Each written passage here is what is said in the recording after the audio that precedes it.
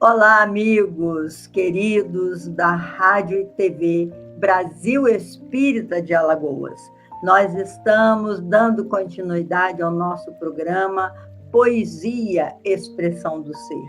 Este programa iniciou com o estudo do Parnaso de Além-Túmulo.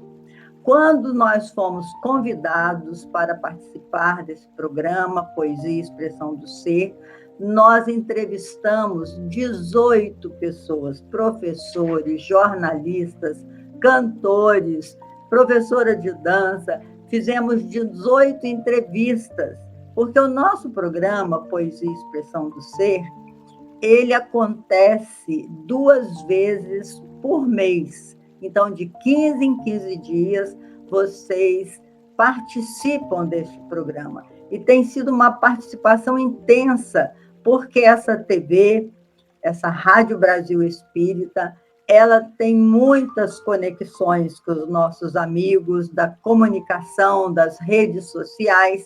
E agora, nessa segunda temporada que nós assumimos, nós tivemos um grande ganho, como vocês viram, em 8 programas, 8 encontros que nós já tivemos. E hoje nós vamos ter o nosso 9º encontro, #9, com a participação de André Monteiro. Aliás, ele foi o organizador do nosso programa, porque não existe um poeta melhor do que Jesus, não existe um terapeuta melhor do que Jesus, não existe um médico melhor do que Jesus, tampouco um professor melhor do que ele. Então, ele organizou um programa dentro da visão espírita, trazendo para os nossos corações a palavra de Jesus. Como é que está, André? Que arte é essa?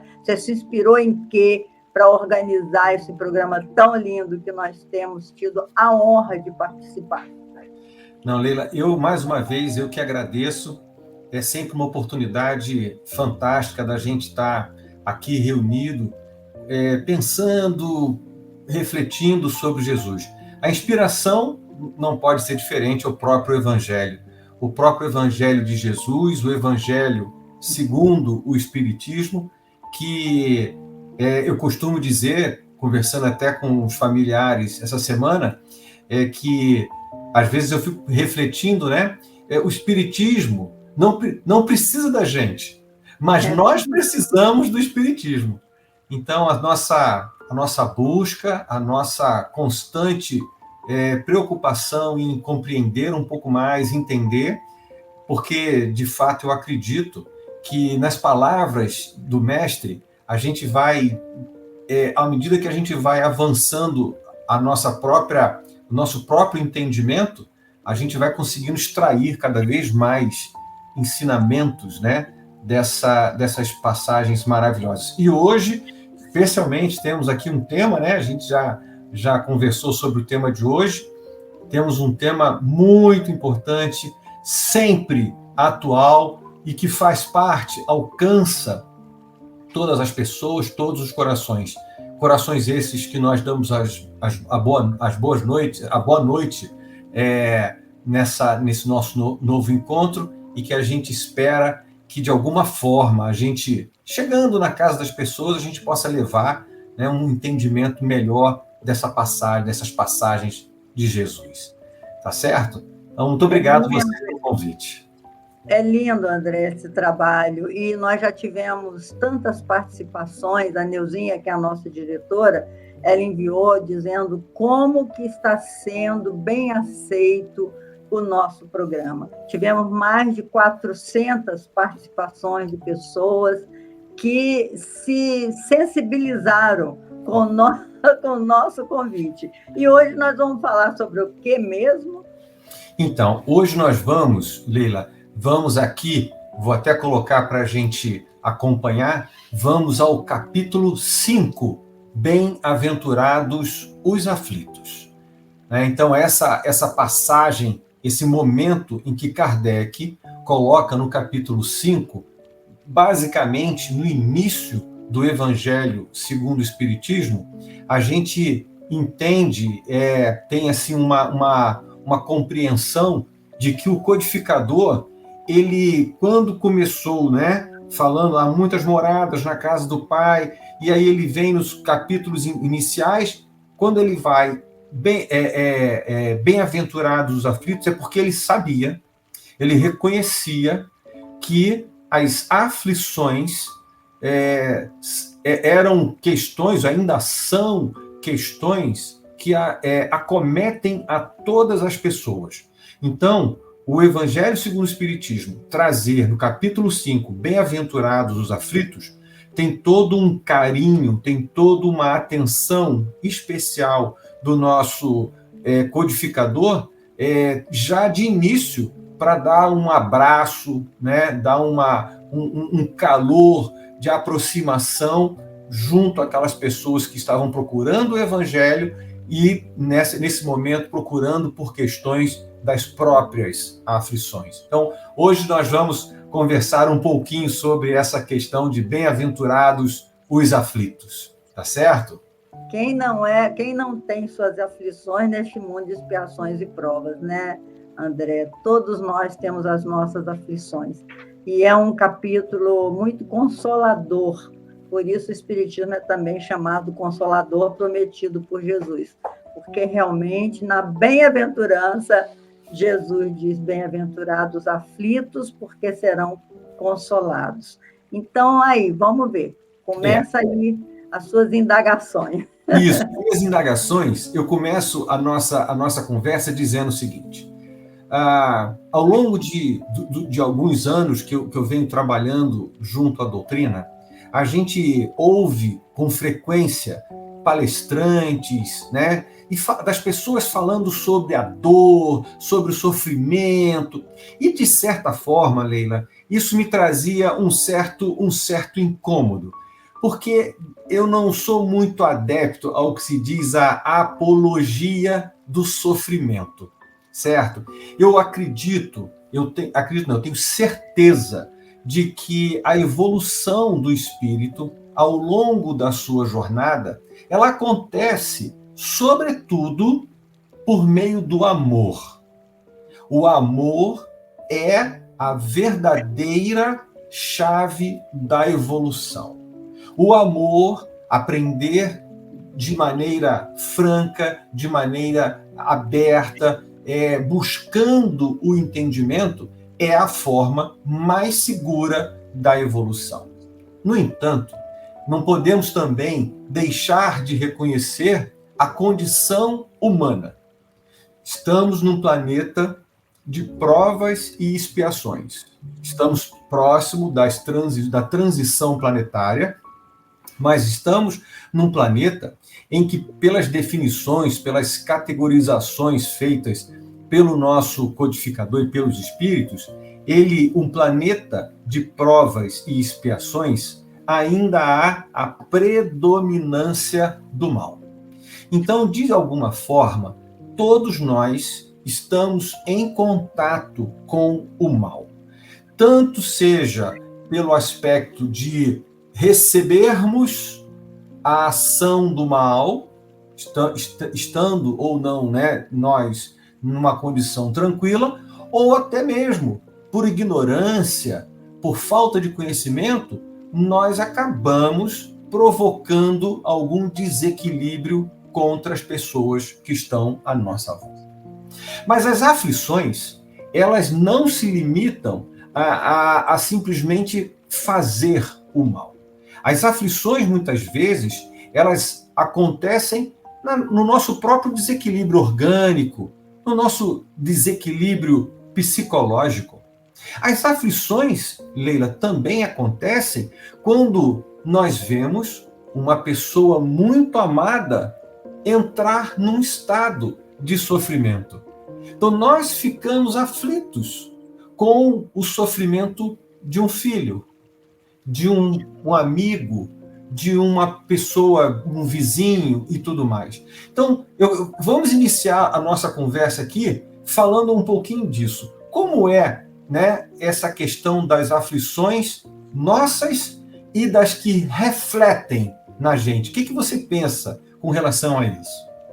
Então, meus irmãos, é impossível nós vivermos no mundo cercado de tanta dor, de tanta incompreensão, de tanto desamor, sem nos sensibilizarmos. Nós não somos insensíveis à dor do outro, de forma nenhuma, porque nós somos semelhantes. Quando você vê um irmão seu sofrer, ainda mais se for consanguíneo, que é muito forte, a gente não está junto por acaso, mas quando você vê tanto sofrimento, tantas coisas que acontecem no mundo de hoje, que a comunicação está muito forte, muito favorável ao homem e, ao mesmo tempo, muito estressante, porque é impossível você ouvir as notícias de guerra, de violência doméstica, de preconceito, sem sentir uma certa dor na sua alma.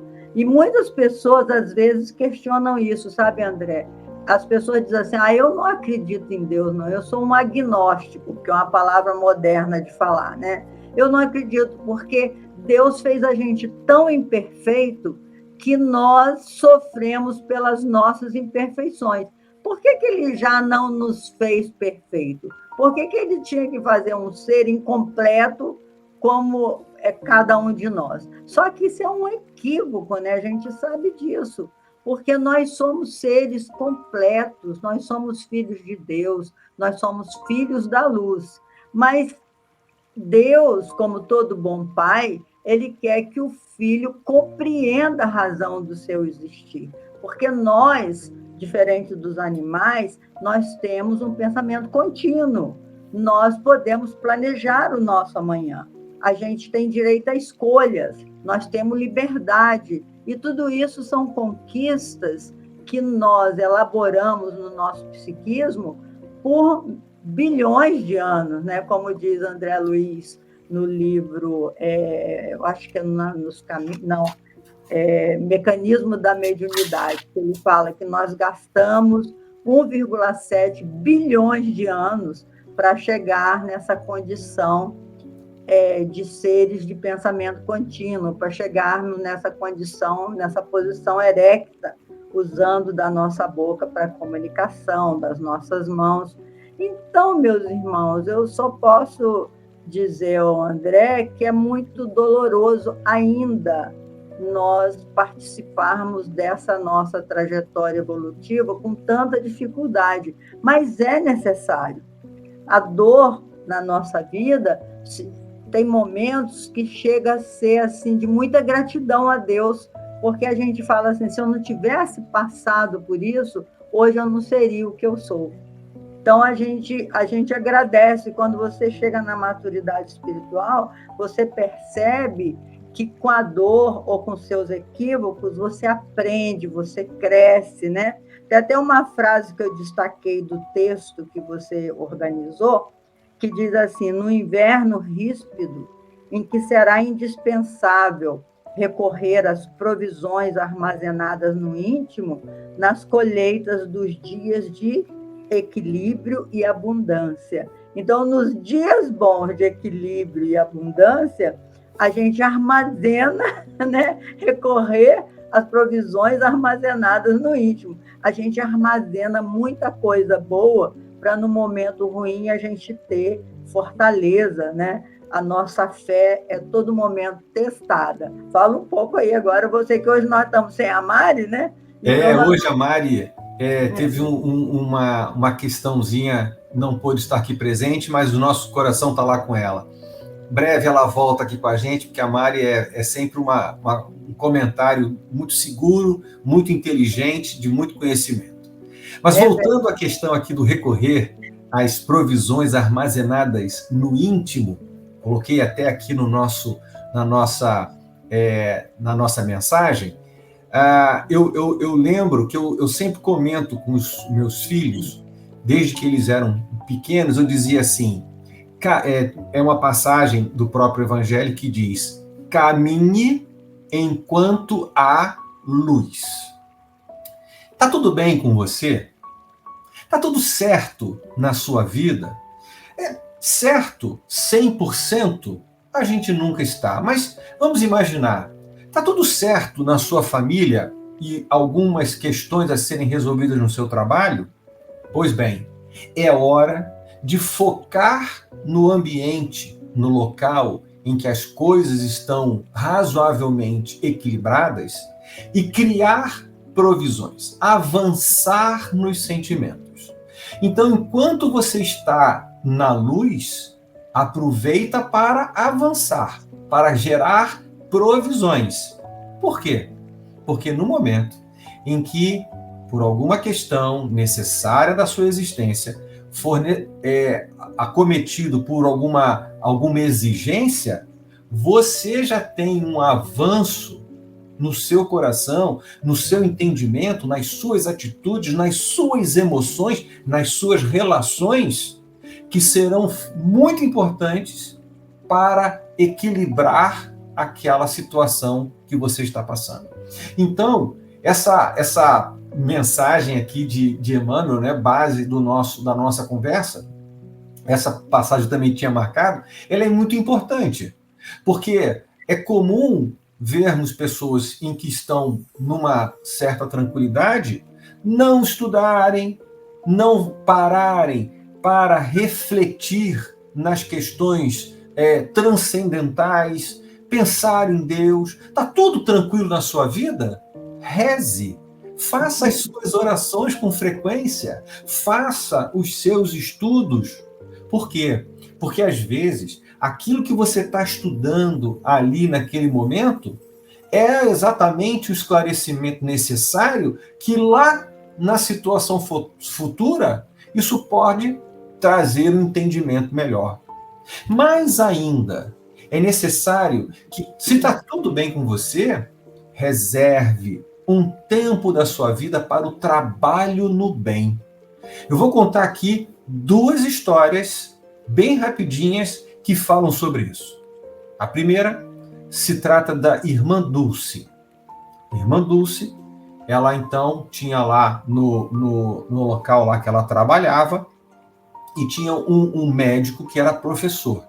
E aí o professor estava dando aula, ela foi lá e ficou na portinha da sala dele. Quando ele acabou, o professor olhou e falou, bom, irmã Dulce, né? Vou atender a irmã Dulce.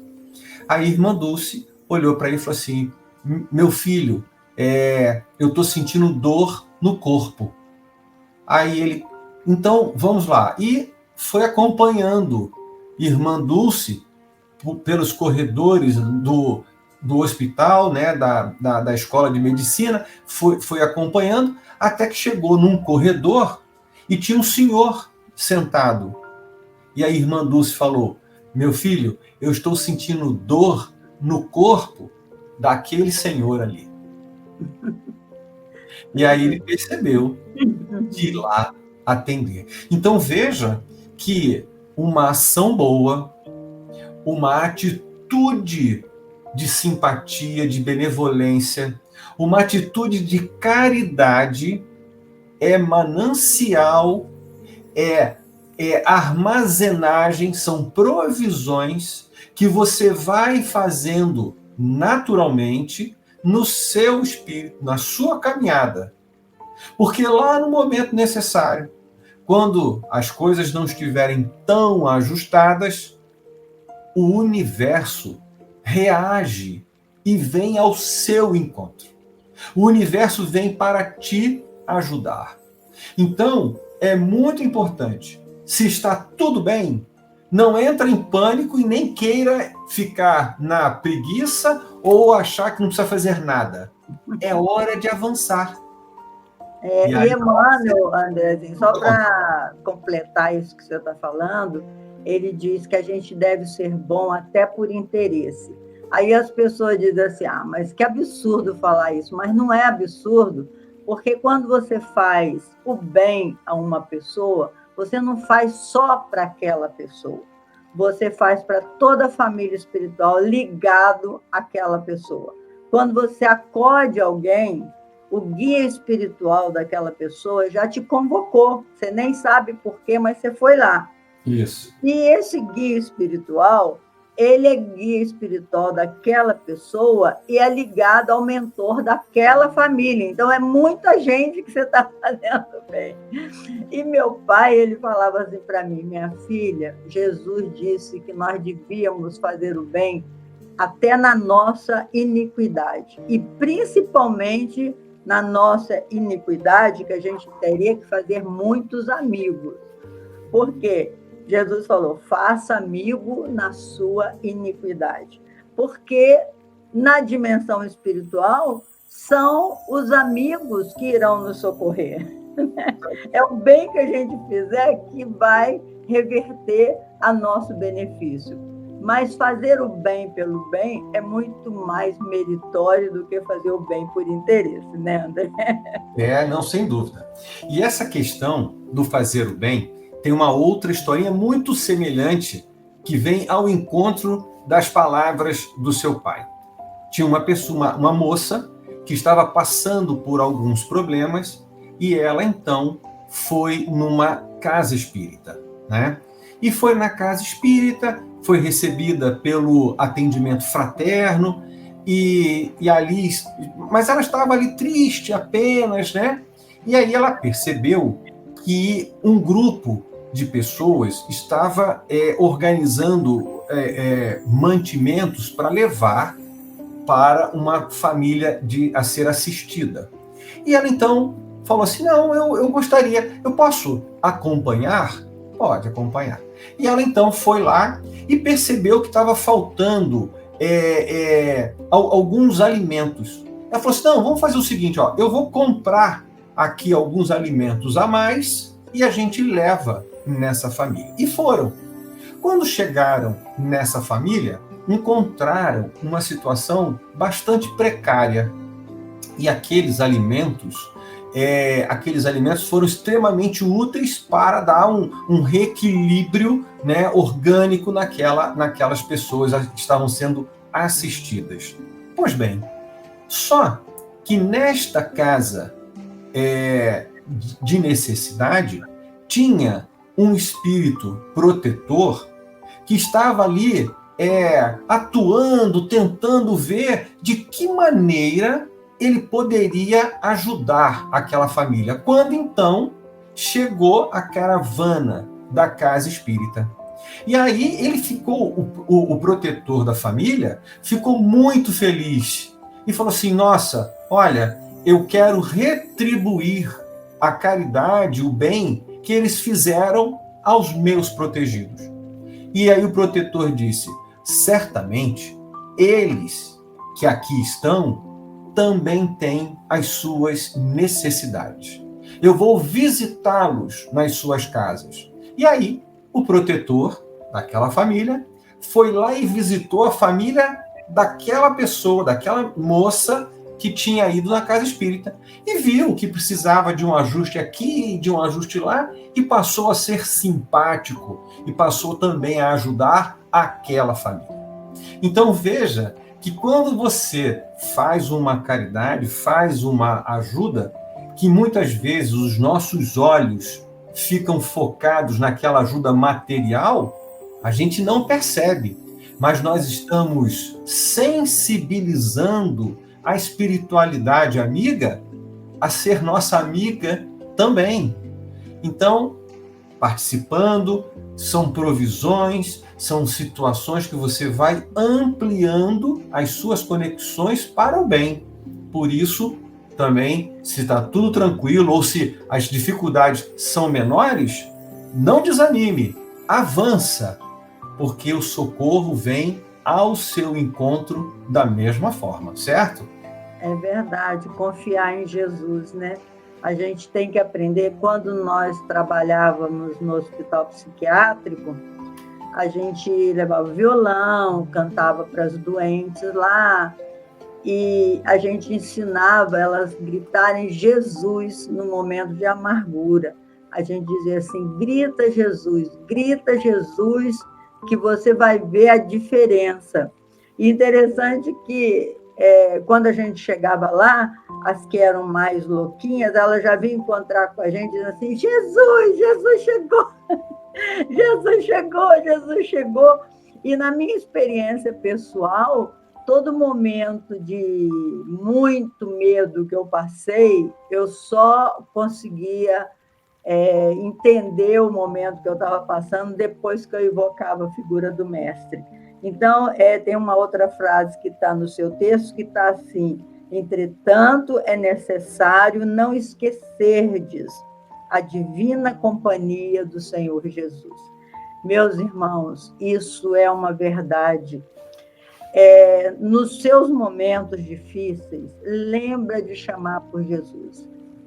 Chama com toda a força que você puder do seu coração, porque não vai ficar sem resposta. A gente encontra uma solução.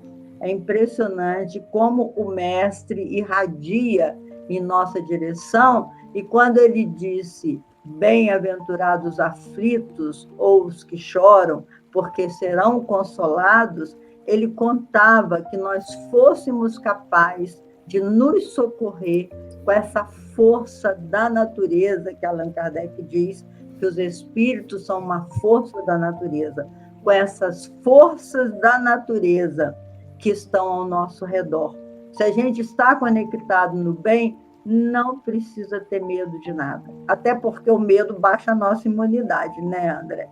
Você fica com medo da sua imunidade desce, e aí os vírus, as bactérias ficam todos felizes com o seu super medo. Então, não precisamos de temer nada. Primeiro, que a gente não vai morrer nunca. Isso é uma boa notícia. Ninguém vai morrer. E segundo, que ninguém está sozinho. Eu acho lindo que, quando eu trabalhava no Mobral, também trabalhei no Mobral, tinha uma frase que dizia assim, nunca ninguém está sozinho, nem bicho, nem passarinho. Eu achava bonitinho, que era uma frase que a gente ensinava a ler com essa frase, e é uma frase também poderosa, da gente saber que nunca ninguém está sozinho. E que tem umas complicações, porque se a gente não está sozinho, tem espírito nos observando. E se a gente está fazendo coisa errada, estão registrando tudo. E a gente está conectando com as sombras que também nos acompanham se a gente se conecta com elas, né? Fala aí, Andrezinho. Isso. A gente, essa passagem, né, de que a gente nunca está sozinho, é justamente também uma passagem aqui do nosso texto que diz o seguinte, no momento de dificuldade, toma a sublime companhia de Jesus e prossegue avante. Ou seja, a pior opção é a opção de ficar parado. Sabe, Leila, a questão de ficar parado muitas vezes vem em função do medo. Tem o Rossandro, ele faz um comentário muito bacana, que ele diz o seguinte, que o medo, ele é um sentimento paralisante. Muitas vezes, o paralisante leva você para uma reflexão, para tomar um cuidado, para ser previdente. Mas quando o medo ele faz com que você perca a capacidade e a coragem de avançar, ele é muito mais prejudicial do que cauteloso. Então, quando você se sentir com medo, essa é uma situação real. Ok. Analisa, estuda e busque uma solução. O medo que faz com que você se recue absolutamente, ele não é bom. O medo, ele pode ser uma forma de alerta, mas, sobretudo, um alerta para buscar novas soluções. Vamos lembrar sempre que, como inteligências do universo, né, somos ligados ao Pai pelo princípio da inteligência, nós devemos utilizar esta inteligência em favor das soluções, tanto para as nossas vidas, quanto para as vidas das pessoas que estão ao nosso redor. E nós temos que ter a certeza, nós temos que ter o entendimento que, de fato, alguns momentos vão surgir na nossa vida e que eles são fortes abalos. Seremos, sim, não podemos desconsiderar que em alguns momentos nós vamos ser visitados pelo sofrimento, pela dor, pela angústia. E Emmanuel fala uma coisa muito interessante. Ele diz assim, olha, quando surgir um dia assim, tenebroso, em vosso horizonte, compelindo-vos a inquietação e a amargura, certo, não vos será proibido chorar. Então veja que Emmanuel, ele faz com que a gente reflita de que as situações que nos visitam, que ela vai alcançar não apenas a nossa parte racional, mas, sobretudo, a nossa parte sentimental. Os nossos sentimentos, as nossas emoções serão sensibilizadas pelo constrangimento. E, nesta hora, deixe chorar. Não tenha medo de reconhecer a própria tristeza, sem, obviamente, mergulhar nela, mas deixar que as lágrimas que saem dos olhos possam lavar as angústias do coração. Então, isso mostra um determinado nível de sensibilidade que cada um de nós tem diante da vida. Então, olha, nós já estamos aqui com aproximadamente 30 minutos de conversa. Nós já vimos o que somos, né? Espiritismo sempre tem uma abordagem filosófica. O que estamos fazendo aqui e como nós vamos fazer para avançar. Então, filosoficamente, quem sou eu, da onde vim, para onde vou, o que eu estou fazendo? Essas são as perguntas que, filosoficamente, somos acometidos na humanidade inteira. Então, hoje, a gente já sabe que tem condições de avançar, de juntar forças, de enfrentar e até mesmo de chorar. Mas tudo isso tem um significado. Nada é feito no universo sem que tenha um propósito para o bem. E aí, Leila, eu tenho uma comparação que eu digo assim, sabe aquela falácia de a luta do bem contra o mal? Eu digo assim, né, nos trabalhos que eu participo, não existe. Não existe luta do bem contra o mal. Sabe por quê? Porque o bem sempre ganha.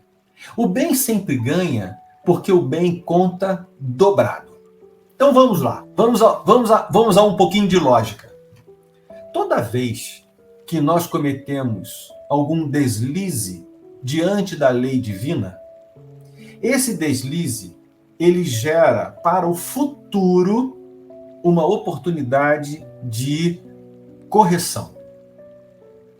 Quando você, lá no futuro, lá na nova oportunidade, faz uma coisa boa, a coisa boa, ela conta dobrado. Porque, primeiro, ela vai corrigir o que aconteceu no passado. E, segundo, ela vai gerar para você um estado de maior felicidade no futuro. Então, vejamos que quando nós cometemos algum deslize, o deslize não apaga algo de bom que nós fizemos. Não apaga. Verdade. O deslize, ele abre oportunidade de correção. Mas uma coisa boa que nós fazemos, sim, essa conta para o passado, apagando, corrigindo o passado e abrindo para o futuro um estado maior de compreensão, entendimento e felicidade. Então, possibilidades, né? Só isso, né? Só isso já mostra que a justiça divina, ela não é apenas justiça, ela é justiça e amor. Porque criou um mecanismo duplo para o amor, dando a ele sempre a oportunidade de ajustar e de projetar. Tá certo? Faz sentido isso, Leila? Faz sentido, até porque o mestre diz que a gente recebe 100 por um.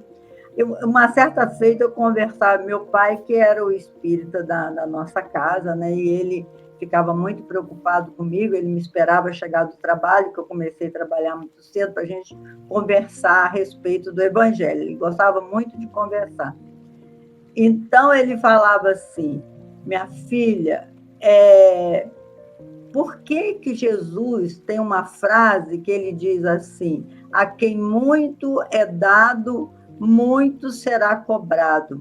E aquele que não tem, até o pouco que tem lhe será tirado. Ele falava assim, você acha que Jesus era capitalista? Ele perguntava para brincar comigo.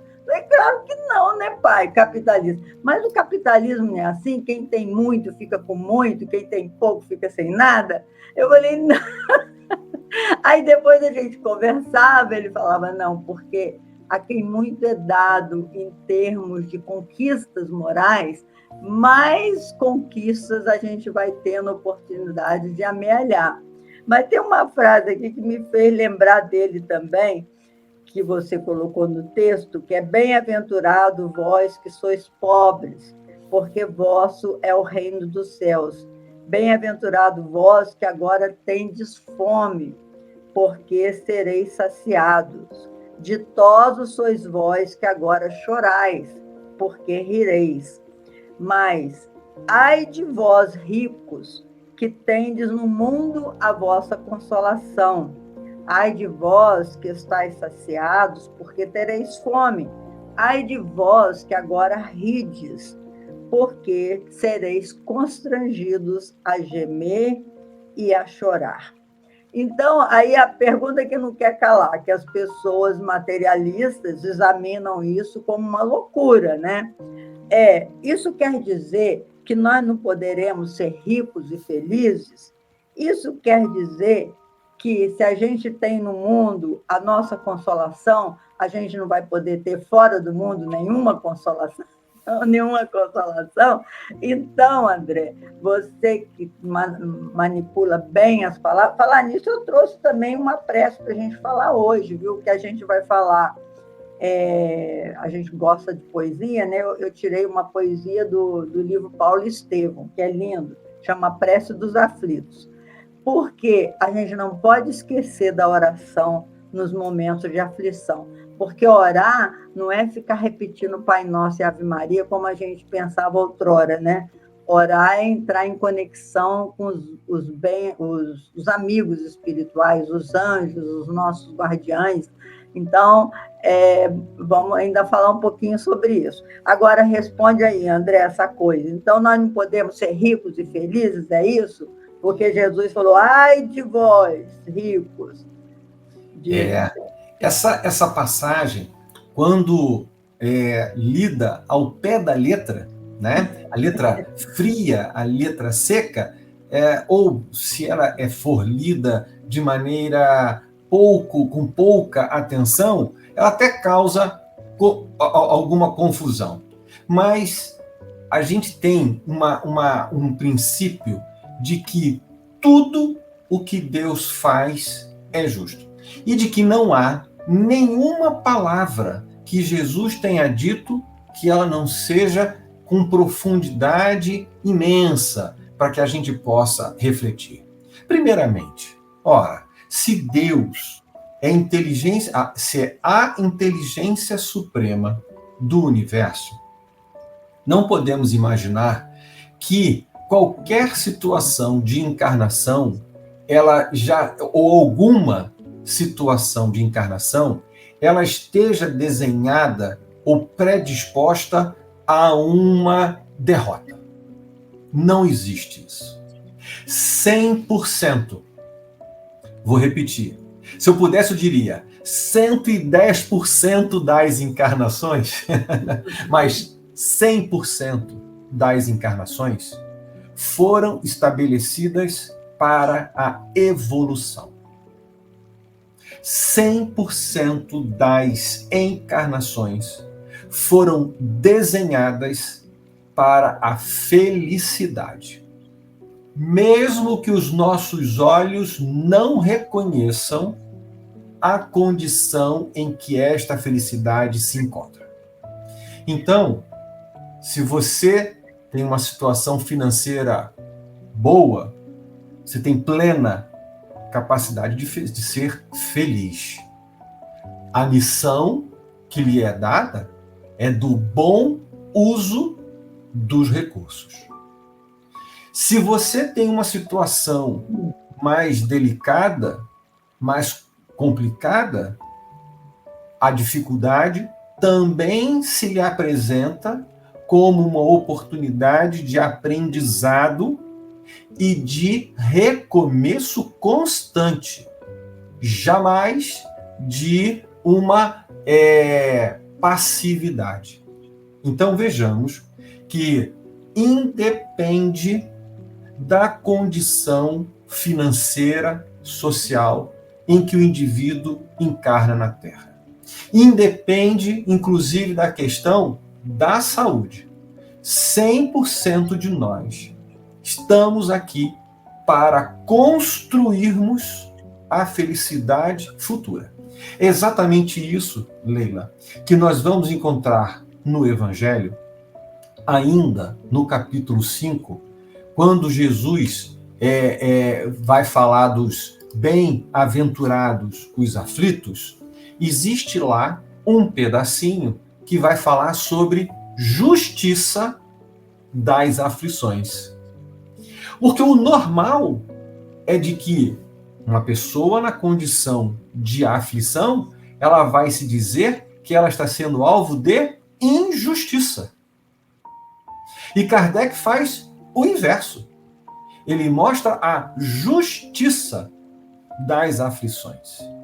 Então, mostrando para a gente dois aspectos. O primeiro, de que a grande maioria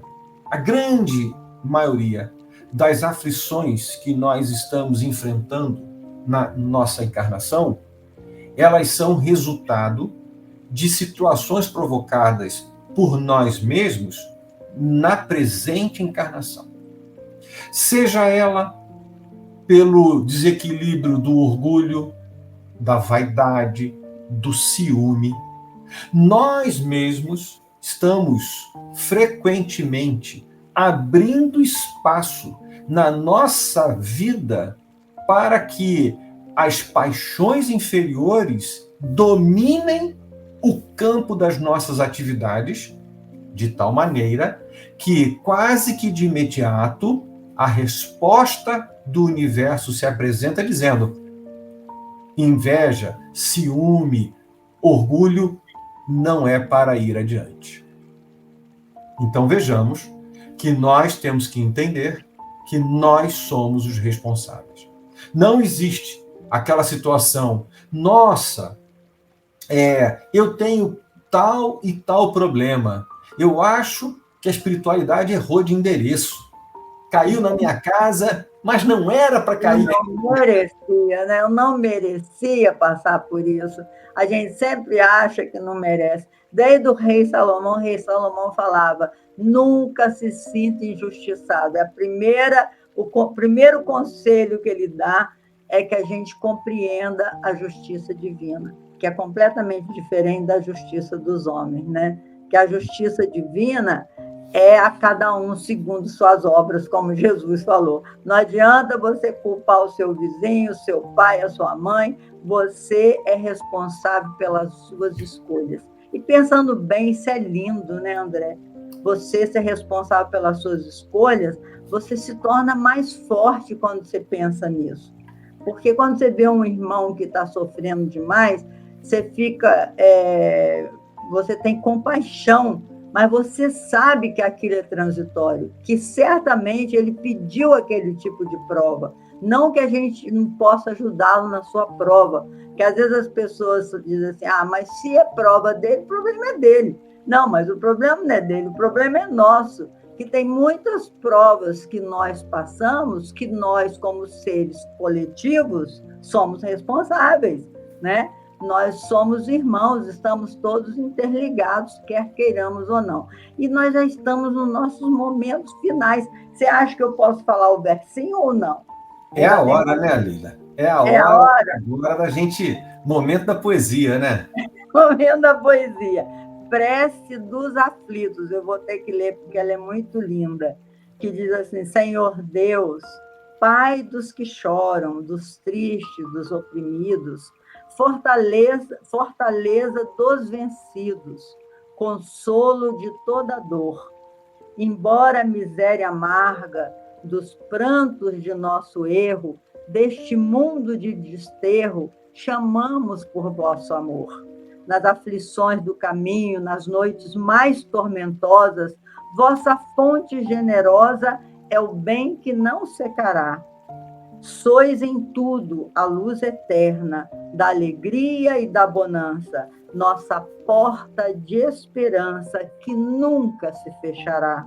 Quando tudo nos despreza no mundo da iniquidade, quando vem a tempestade sobre as flores da ilusão, ó Pai, sois a luz divina, o cântico da certeza, vencendo toda aspereza, vencendo toda aflição. No dia de nossa morte, no abandono ou no tormento, trazei-nos o esquecimento da sombra, da dor, do mal, que nos últimos instantes sintamos a luz da vida, renovada e redimida, na paz ditosa e imortal. São palavras tão lindas, né? Porque palavra tem força, né, André? Eu que sou parapsicóloga, eu digo assim, palavra tem força. Se você começa só a reclamar, só falar palavra ruim, só desprezar o seu irmão com grosseria e tudo mais, que o pior prejudicado é você.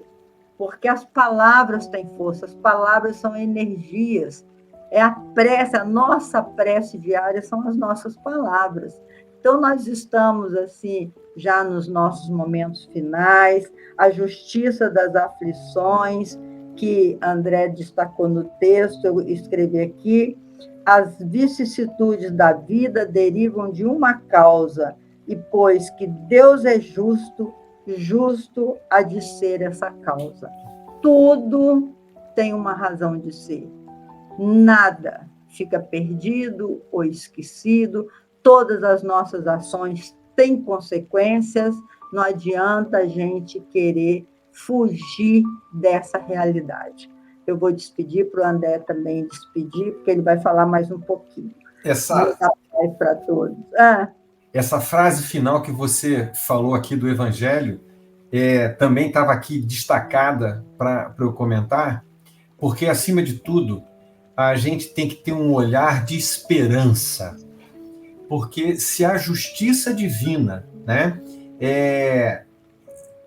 coloca para a gente enfrentar uma determinada situação e que ela deriva de uma causa, porque Deus é justo, nós temos que ter sempre a certeza de que, trabalhando, enfrentando a dificuldade, seja ela de origem da presente encarnação ou de encarnação anterior, não faz a menor diferença.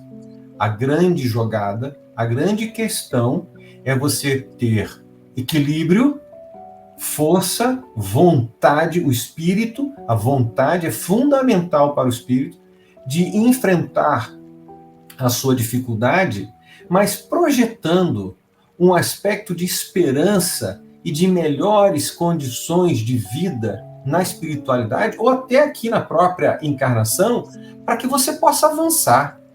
E aí, no momento em que nós identificamos que, mesmo que eu não saiba a causa, mas que eu consiga ver o resultado, o passado toma outra posição na nossa vida.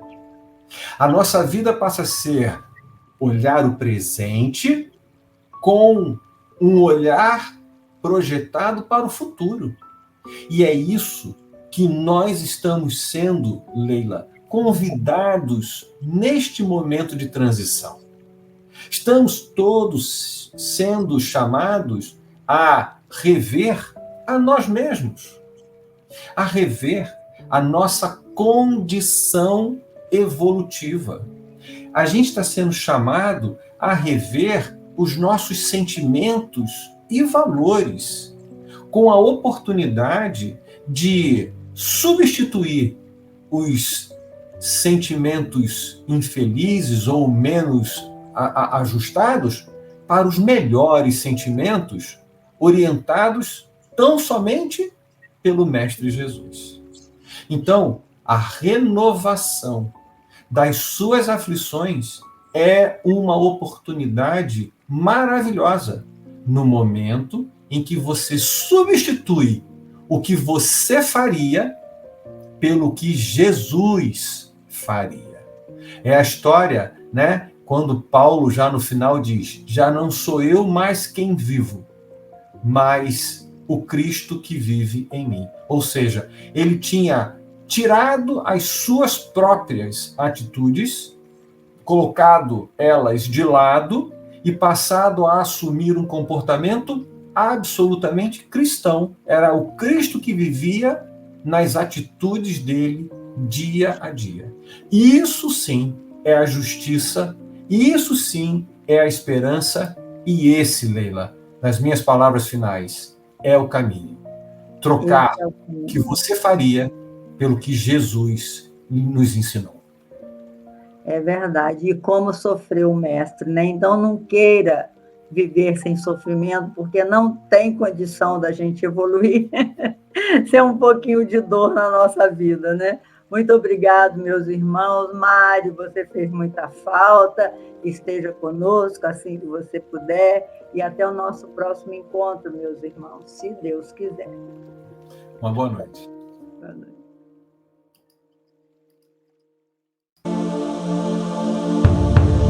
Você está na primeira Web Rádio Espírita de Alagoas.